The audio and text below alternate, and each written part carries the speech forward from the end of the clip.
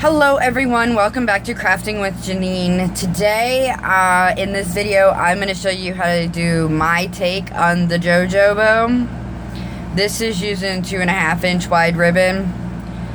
Now, this one actually, I guess I can see how they get smushed. This one I sprayed it too, and it got a little smushed, but I guess it looks like a Jojo bow that you can spend a lot of money on. But I'm going to go ahead and show you how I do this, and I hope that it helps those of you wondering. So we're going to go ahead and get started. For this one, what I did was I cut 34 inches of 2.5 inch ribbon, because it's what I had on hand. And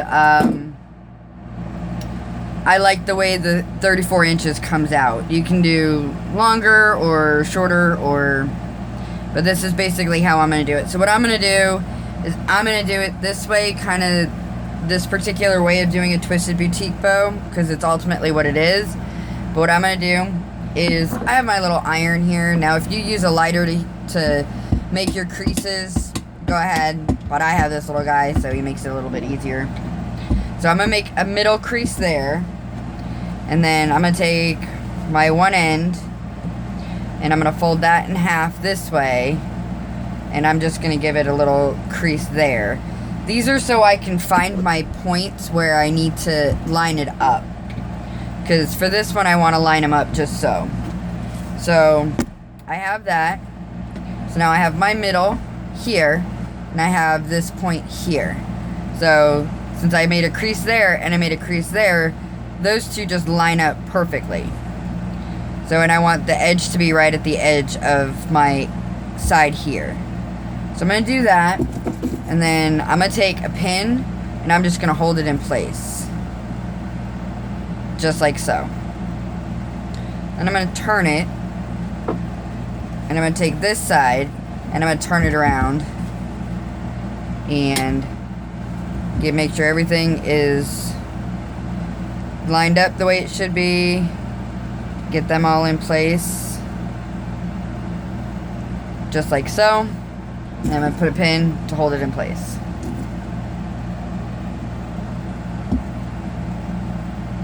Now I'm using satin ribbon, so satin ribbon moves a little bit more, but I don't have wider in the grosgrain ribbon, so.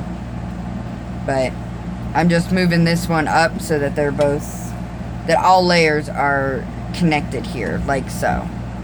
So ultimately, this is what you're going to have sitting in front of you.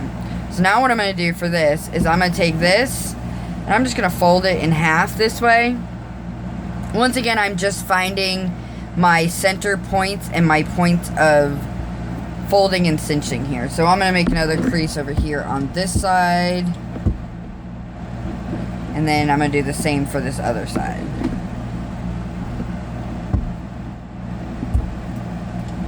This just to get my bearings on what I want. So it looks like this in front of you. And now we're going to open it up. And you're going to take one side. Doesn't matter which one you go with first. But we're going to take it, and we're going to take this point here, and we're going to line it up with this point here. So, just like so.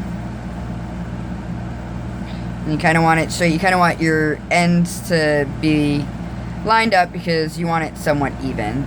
So we're just going to hold that with our finger, and we're going to slide this one in, line those up, and that point with this side over here.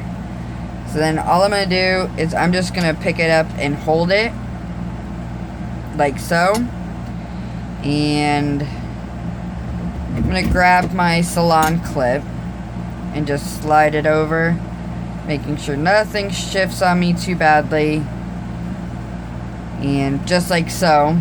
And I'm going to make sure my stuff's even, which is pretty even. And then gotta thread my needle.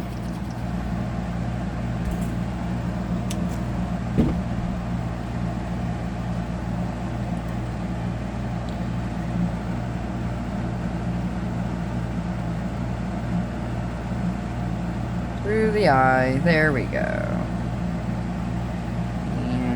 Just going to put a knot in it.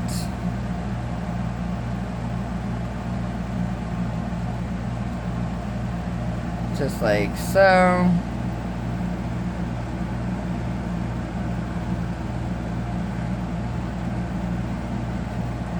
There we go. I'm going to trim this excess off the end. I don't like the excess. Just like so. And then all I'm going to do is I'm just going to do my normal stitches like I always do, right up this crease, since that's going to be my middle part.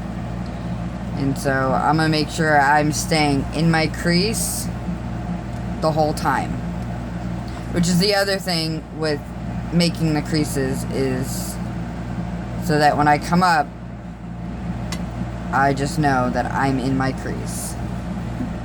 Now, once again, I've said this before, and I'm going to say it again. For any of these, when I go through and I just go up and down like this, if I'm going down in to start off with, that's where my last stitch is going to end up, is down in. Just like so. So now I'm all secure and I can take my clip off. And then I'm going to come through and pull out my pins. Since I'm secure, nothing's going to shift on me. And then we're just going to go like normal. And we're just going to pull to get the cinch in the middle. Just like so. And we're going to wrap.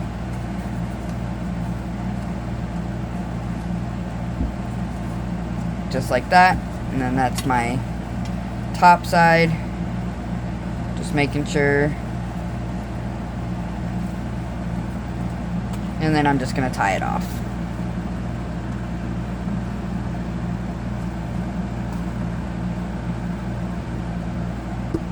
One good knot there will hold it.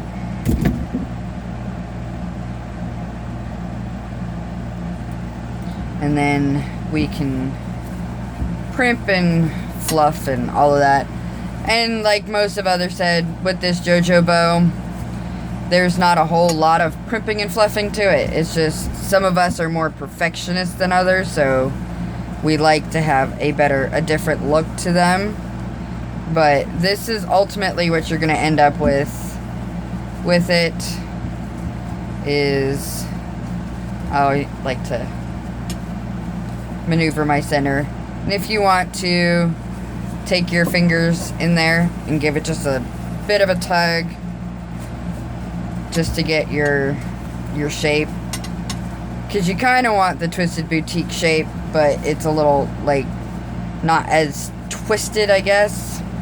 I'm not sure if I have the right terminology to that one, but so we're just going, and it does look sloppy, and like you see me trying to play with it, which you really can't, but it's the Jojo bow. They're not very neat bows. So, and then for this one, what I like is the 5/8 inch ribbon. Just, I'm not sure what made me really like the 5/8 inch ribbon, but I guess it just gives me the look that I want in the middle, like so. So I'm gonna start wrapping it around, and I'll probably wrap it around twice.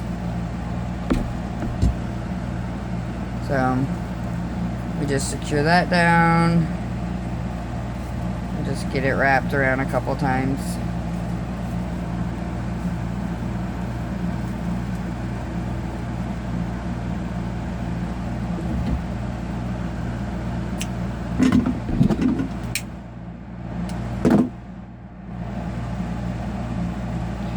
And then we're just gonna secure that down.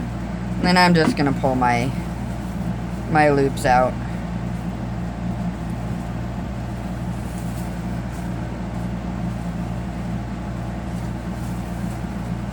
Now this one is using the 2.5 inch ribbon.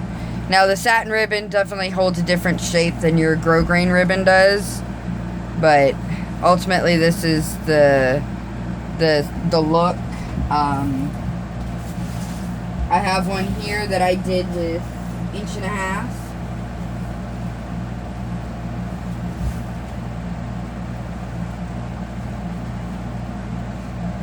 Like here, That one's with an 1.5 ribbon.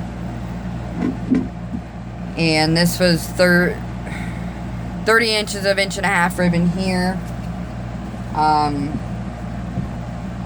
I like it that way. There was one that I did with a little bit less. I think I have it packed away.